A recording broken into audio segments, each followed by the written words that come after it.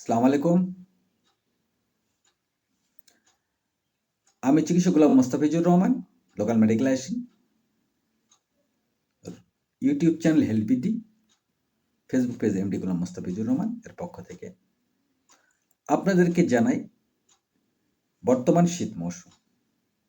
আপনার সন্তান দেশের সন্তান, জাতির সন্তান, ইনারাই দেশের ভবিষ্যৎ, ইনারাই জাতির ভবিষ্যৎ। অবশ্যই এদেরকে পরিষ্কার পরিচ্ছন্ন রাখবেন এবং রোগ জীবাণু থেকে বিরত থাকবে, এরকমভাবে তাকে শীত মৌসুমে নিয়ে চলবেন।